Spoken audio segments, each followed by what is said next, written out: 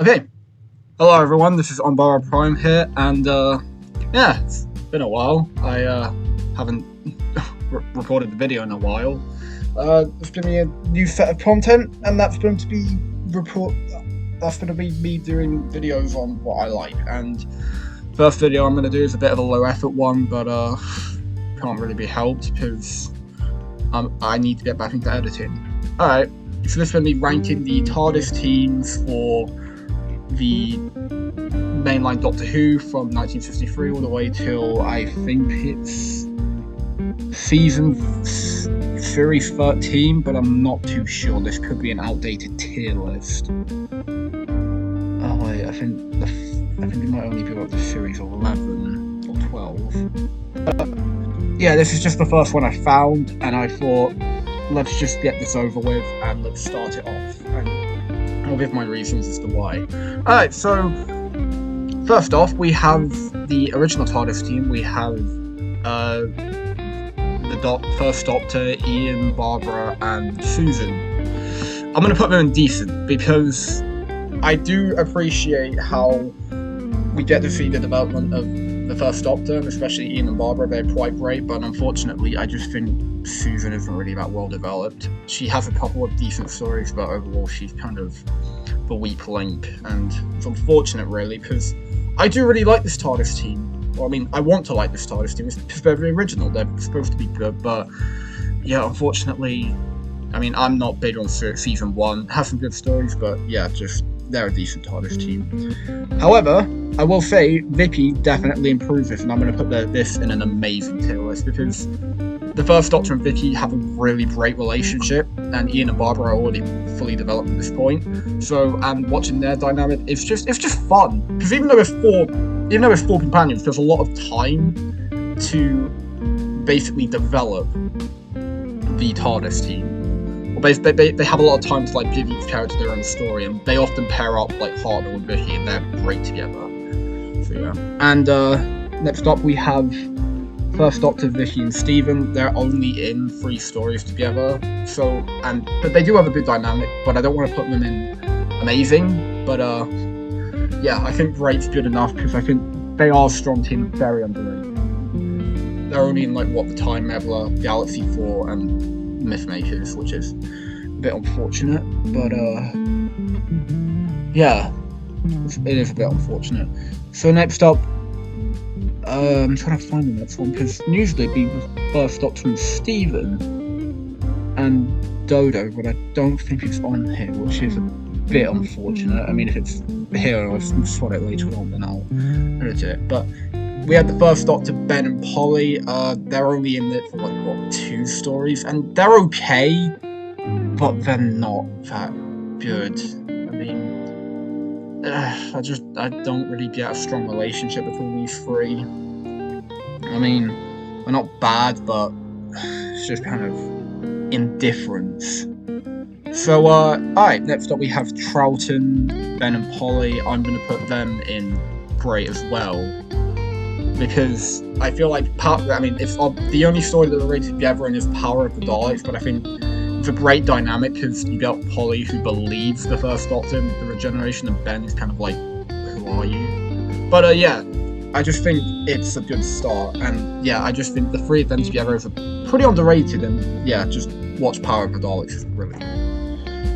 Next up we have this team as well, and I'm going to put them in decent because they got Jamie in there. But the problem is with this dynamic, it is too small because Jamie doesn't really get any character development until Macra Terror, because they had to kind of shoehorn him in for Underwater Menace and the Moon Base, and he kind of takes a couple of Ben's lines, which is unfortunate. So yeah, they're still a good TARDIS team. I'm not going to say they're bad, but yeah, it's just kind of indifferent. It's decent. But next up we have the second Doctor, Jamie and Victoria. I'm going to put them in great because, yeah, I do like Victoria, but not as much as Zoe. But I think First Doctor and Jamie, they really have just this amazing dynamic, and it gets better and better throughout his era.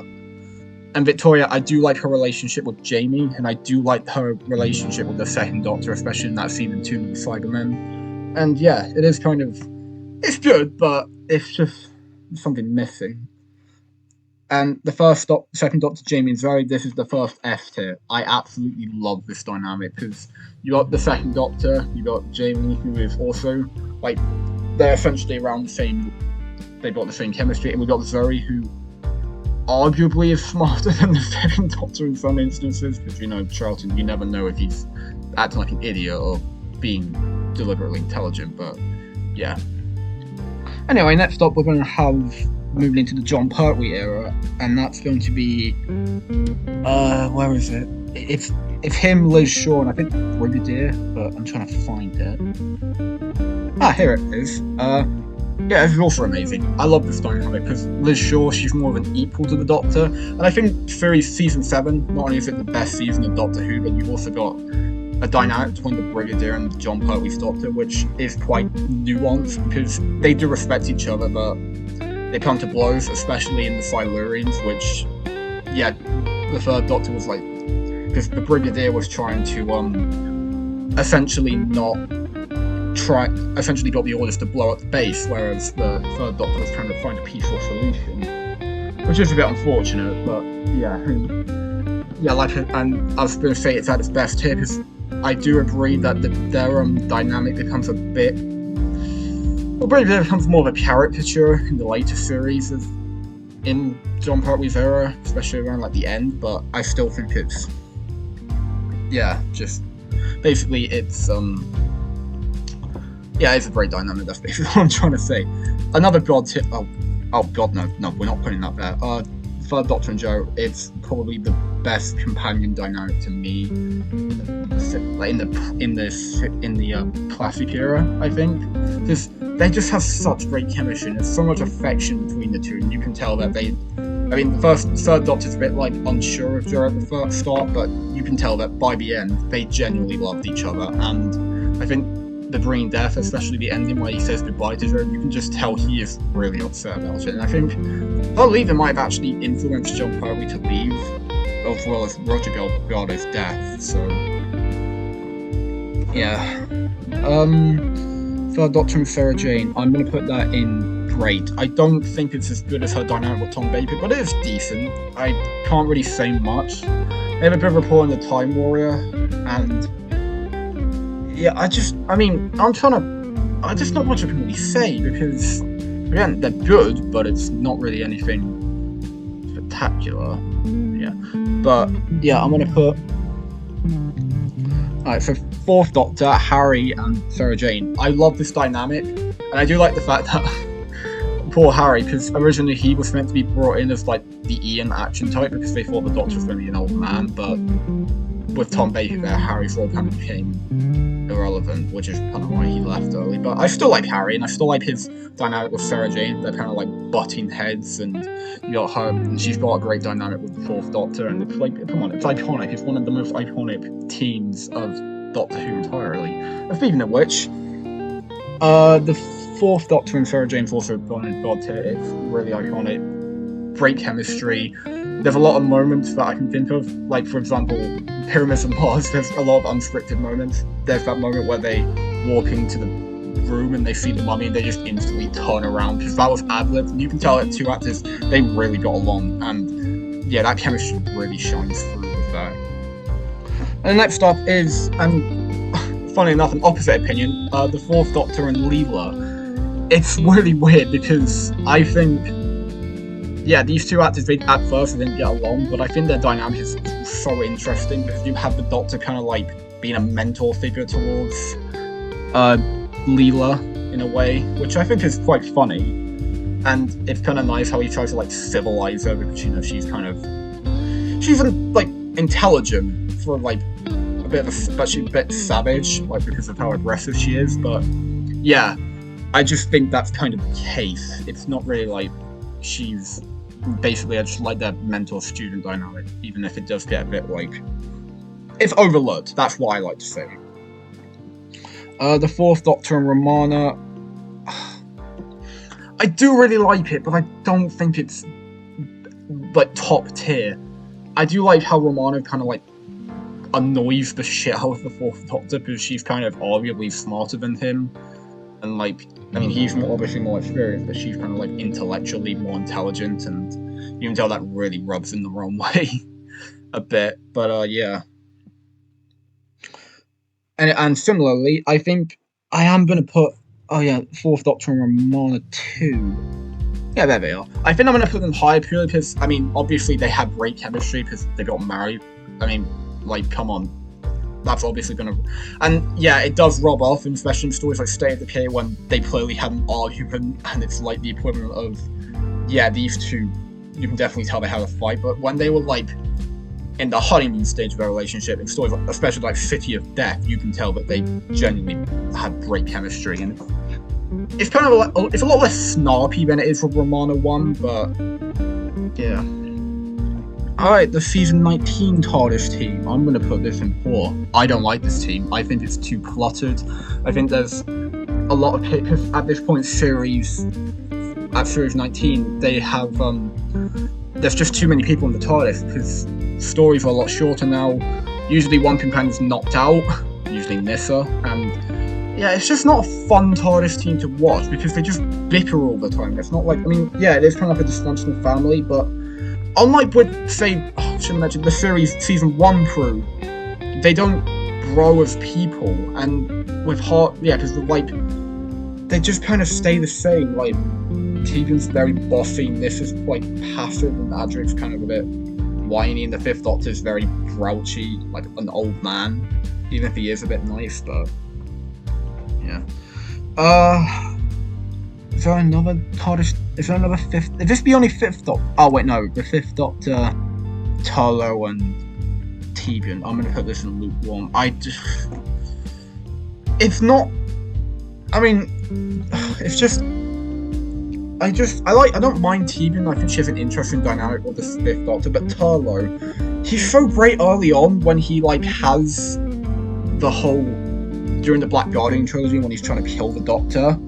But after that, he just turns into such a nothing character. Like, such a nothing... Yeah, just, like, there's just nothing to Turlo at all, which is really unfortunate. And... yeah, so we're going to move on to the Sixth Doctor and Perry, and this is going to be a bit of a hot take. I don't like this TARDIS team.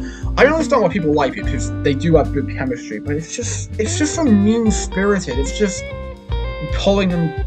It's just... the Sixth Doctor and Perry just arguing with each other all the time, and it's kind of like, and they don't really improve that much. Like, it's kind of like similar to the season 1 TARDIS team I mean, like before.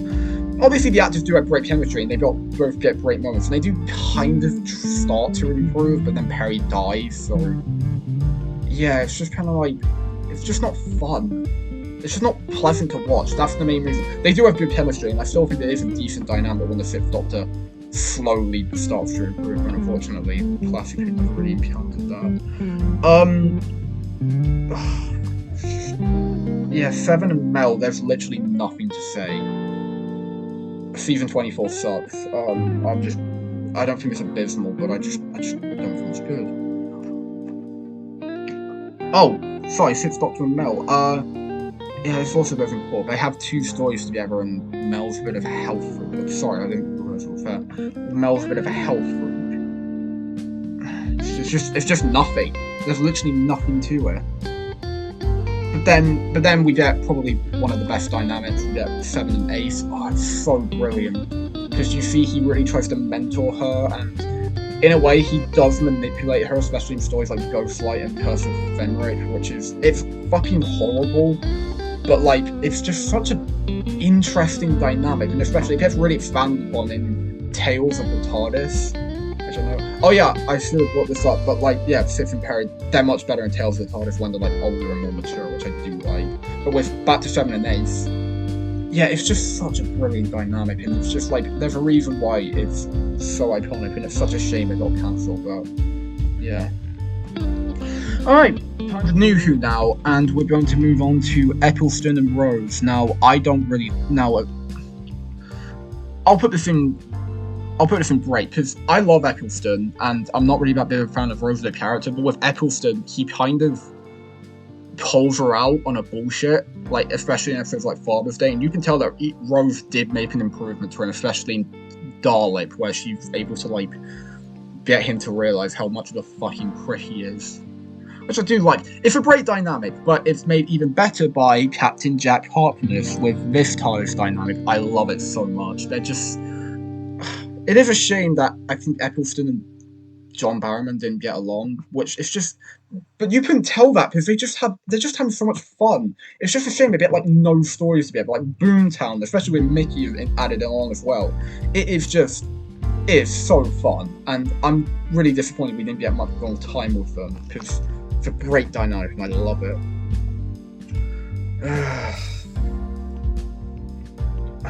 I don't want to talk about it. Fine, I'll talk about it. Alright, Ten and Rose, they are an extremely toxic relationship. They basically enable each other's worst traits, like Rose is extremely selfish and whiny and horrible and literally can't live without the Doctor. Ten, they're just obnoxious. Especially the image they got it from is from the Idiot's Lantern where they go, "Aye!" And it's just like, it's so cringe. It's just so bad. And it's like stories like New Earth and Tooth and Claw, when especially Tooth and Claw, they're just taking the piss out of everything, even though people are literally dying. And yeah, it just feels like Ten never pulls Rose out on a bullshit, or when he at least does, he does it half-heartedly, unlike with Eccleston, who really railed into her, which it's just not fun to watch. And yeah, Mickey does make this dynamic slightly better, but it's not by much. Because with Mickey, he actually pulls both of them out, and both of them realise they take it for granted. But yeah, it's just quite mean-spirited, especially in scenes like the beginning of Rise of Cybermen, where the Doctor tells him to do something and he does it, and they just laugh at him because he realised they didn't have to do it. It's just not pleasant. All right, Ten and Martha. Thing is, with Ten and Martha, they could have made such an interesting dynamic because the positive aspects are really fucking good, but the negative aspects, like Martha being in love with the Doctor, but the Doctor just ignoring her, it's just, why do they focus so much on it? Because, like, Martha being a doctor and an actual trained properly medical student, it's such a great dynamic. They have so much potential, but then they squandered it. I do like how it's resolved, but it's just disappointing. I just wish that they actually, did something with it. Like, they just expanded on it more, rather than just being, oh, Martha's in love with the Doctor, but she won't admit that, but she lied to him, and he ignores her. It's just like, it's just not fun to watch. But then we get arguably the best new dynamic with Tennant and Donna, and there's a reason why they came back from the specials. They are just so electric. Donna's able to keep the 10th Doctor in check. Tennant's able to bring out the best parts of Donna. And yeah, especially in the most recent episode, like Wild Blue Yonder, they have such a... I mean, I know it's the 14th Doctor, but even in Series 4, they're just so fun, and they both have really nice, sweet moments, like the end of Midnight where she comforts him about what happened on the shuttle, and at the end of Turn Left when Tennant talks to her about the alternate universe. It's just, yeah, you can tell that these two genuinely loved each other, and it absolutely destroyed the Doctor when he had to erase her memories, which, yeah, it is really unfortunately sad about that. 11 and Amy, I'm gonna put in great. Ignoring the fact that she basically tried to rape him at the end of Flesh and Stone, which, can we just ignore that, please? Moffat, you fucking horny bastard. But yeah, I do like their dynamic to an extent. I love them in Vincent and the Doctor, especially the final scene where he comforts her about Vincent's suicide. And the whole, like, him interacting with her as a child, I do really like. It's a great idea for a companion introduction, and I love how, like, he's able to, like, talk to her on her level without being condescending. And it's just, even though he generally does care about her a lot. And I do think with Rory, it's pretty equal, because, I mean, early on, it's not great, because the whole, like, actually, wait, no, what am I talking about? They did feel like a proper family. The main thing that holds them back is they stayed on too long. I feel like I just kind of got sick of Amy and Rory as Series 7 went along. But, yeah, I do think they had a great three-way dynamic. I do love the fact that it's kind of like a married couple in the TARDIS. It's actually kind of like, I just don't really know how to describe it. Like, all three actors have great chemistry, that's what I'm trying to say. 11 and Clara. I mean, he pulls her says he spanks her. He's really horny for her for some reason. It's like 10 rows, except, I mean, Clara's such a nothing character in Series 7, and Matt Smith is just a caricature of itself. It's just not fun. Not much of an improvement with Capaldi, because even though they have better chemistry than Eleven and Clara, Hellbent, it's such a horrible relationship. I mean, I do kind of like the scene where he says, "Do you think I care about you so little?" That's it. And the ending with Death in Heaven, like, they both admit they're bad for each other, but yet they still continue to travel with each other. It's just like, it's just, I can't think of it. But fortunately, we get a great improvement with Capaldi and Mackie. They work so much better with each other. They have a proper, like, student-mentor relationship. And it's just nice. It's just nice to see, like, a student-mentor relationship, and it's like purely just, they have a lot of fun. And I do like the scene of Extremist where Capaldi tells, where Ann 12 tells, Bill to, like, ask that girl out and she's not out of the league, because it's like, he's just supportive, and I like that. I love the fact how supportive he is. And when you have Nardo on there, you get the second best dynamic, because you get 12. Nardo, he's great comedic relief, he's a lot of fun, like, the three of them Oxygen, it's great, I love them. And it just, I mean, it's just kind of like, I don't really know how to describe it, but it is a really fun dynamic. It is a really fun dynamic, and I just love, I mean, I don't like Twice Upon a Time, but the bit where they all say goodbye, it is sweet, and I do like the fact that, like, and I do like Nardo's goodbye, and it's great. And to end things off, we have the fam, okay, the Series 11 and 12 crew, and if basically the problem with the Season 19 crew, except on steroids, because there's way too many, and there's only one-part episodes. Graham and Ryan have a great dynamic in Series 11, and then they just become nothing in Series 12. Yaz has no character throughout, honestly, Jodie's entire era, and Jodie, it's just not a great dynamic. It's just too cluttered. Basically, two characters are a piece of wood. One's really annoying, and one's actually quite decent. But yeah. And if I were to put 13 Yaz and Dan, I think I'd probably put them in that.